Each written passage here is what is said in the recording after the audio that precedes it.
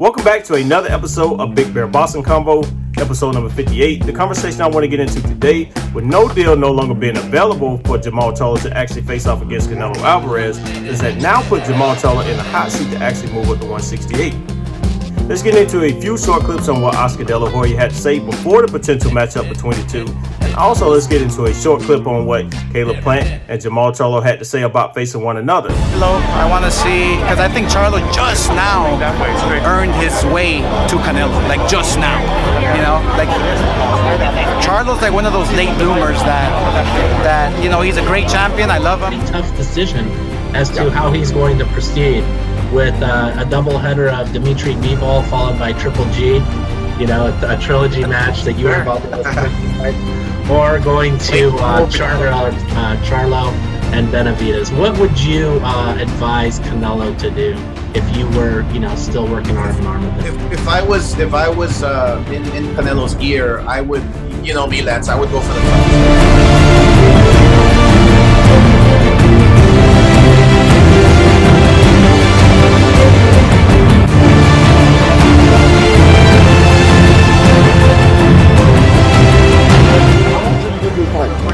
I know you can work. Yeah, I'm gonna see you too. But look, we're gonna fight too. Huh? What's up, man? Come on. Let's go. Get him. Look, be safe for me. Be safe for me. Take that good. What do you think of that Jermall Charlo? It seems like we even got a little taste, like not a taste, but almost a preview of it. The weigh-in, after you weighed in, it was like we were ready for smoke. Canelo than you. I don't know what he was saying. I was zoned in, focused, and but yeah, that's a fight that I'd love to have. So this was a fun video putting together, so you guys got to see what Oscar De La Hoya had to say before potential matchup between, you know, when Canelo was actually choosing between Bivol, Triple G, and I think it was BENAVIDEZ and Jermall Charlo. So it's looking like he's picking Bivol and Triple G. Canelo is picking those two guys over Jermall Charlo and BENAVIDEZ. But the main source of this video, what inspired me to do it, is does it bring up the conversation of putting Jermall Charlo in the hot seat? So I want to break this video down. I want to try to break it down. You know, is he really? Does he really have a lot of weight on his shoulder? Not weight on his shoulders, but does he need to make the move to 168? Career-wise, legacy-wise, I would say yes. I think it's almost like a definite move.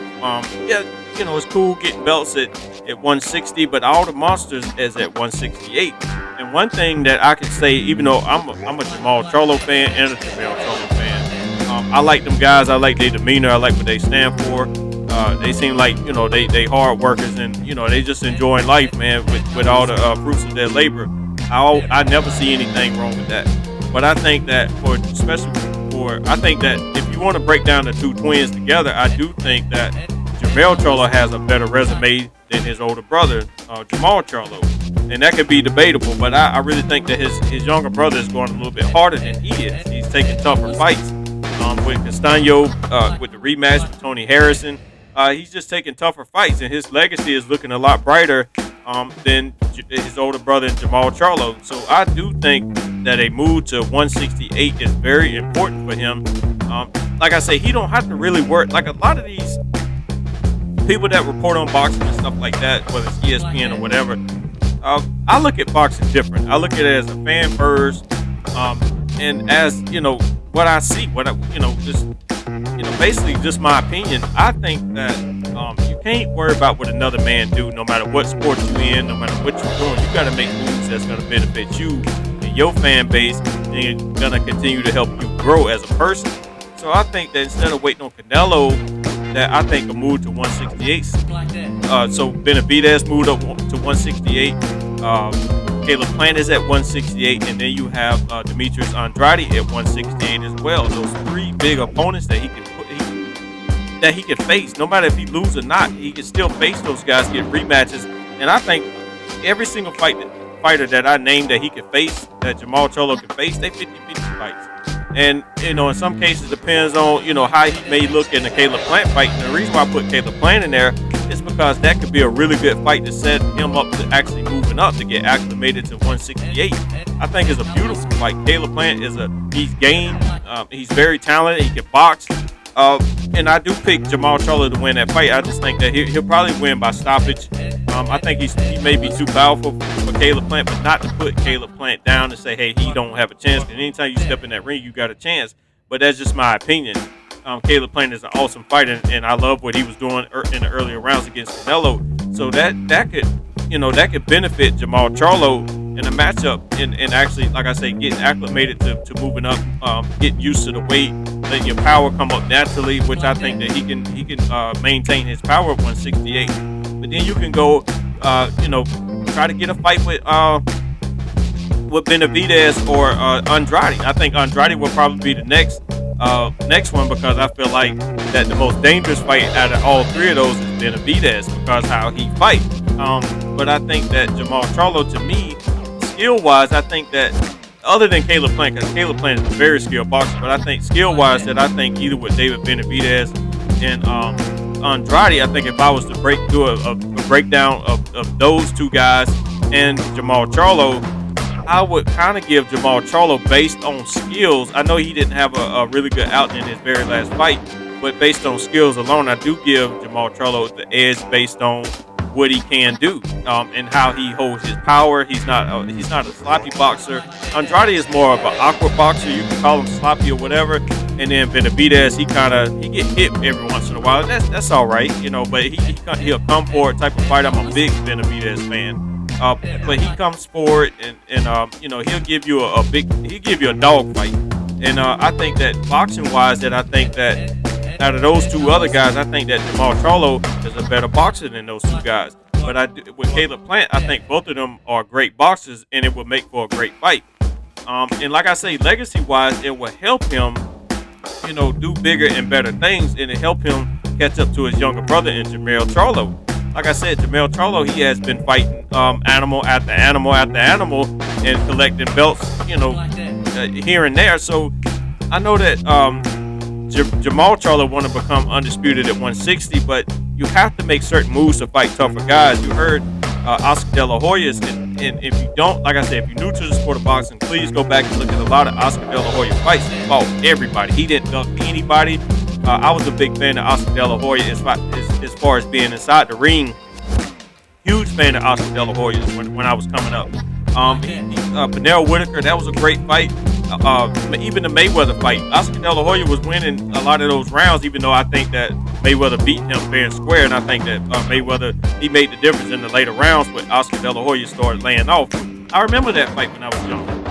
That's why I say I'm keen on the sport of boxing. I've been around it as far as watching it, been around it, and just with my dad and stuff like that. So I look at boxing a little bit different. I can tell you what's going on in the fight. I can break a fight down, what you guys kind of see on my channel, but I do think that, like I say, I keep going back to legacy-wise because I feel like he has to make a marquee fight. He has not had a marquee fight. He has not fought Danny Jacobs, and I don't think that he can go back and fight Danny Jacobs because I think Danny Jacobs is a different type of fighter now. He can't get the Triple G fight. Those guys are not going to fight him. They are older.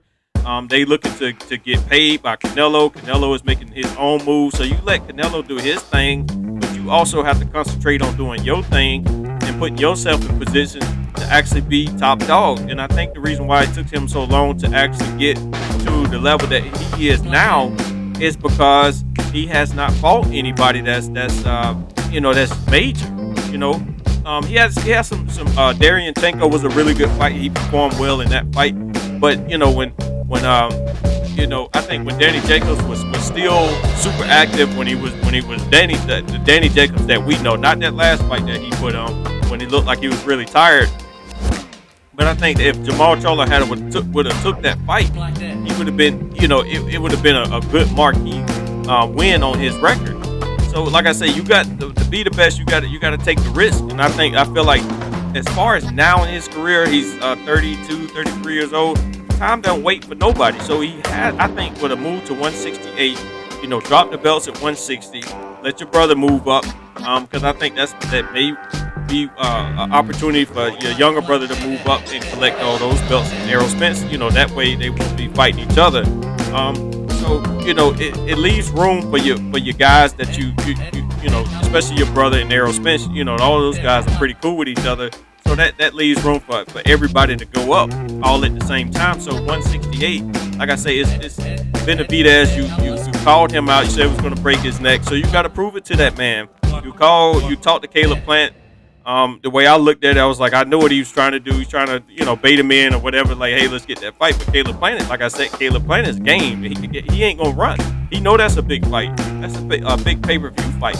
But it's also a time for Jermall Charlo to actually showcase his skills against a bigger name. I think Caleb Plant, if he was to go for him next, that's one of the biggest things that will be on his resume. And like I said, you go after Demetrius Andrade, and then you go after the big one, and BENAVIDEZ. I think that's an awesome fight, and I give him a chance in every last one of those fights. And it's just good for the fans. But I would love to see him do well. I want to see him move up to 168, and I think he is on the hot seat. And I think if he don't move up to 168, people are going to start talking about him. You guys let me know what you think about this topic down below. That's going to conclude another episode of Big Bear Boxing Combo, episode number 58. You guys let me know what you think about this topic and all the other topics that I bring up on my channel. If you want to see what I'm wearing, shoptati.com. Follow me on all social media platforms that I'm currently on. Links will be down in the description below. Just want to thank you guys like I do each and every single video. Without you guys, my channel would not be sitting at over 300 subscribers in a short period of time. So thank you guys. If you're old to the channel, new to the channel, please try to make sure you watch the full video so you get the full breakdown of the content on my channel. Also, if you like the video, please try to leave a like, share, comment, and subscribe. And also hit that notification bell so you won't miss out on any upcoming videos on my channel. With all that out of the way, thank you guys for tuning in to another episode of Big Bear Boxing Combo.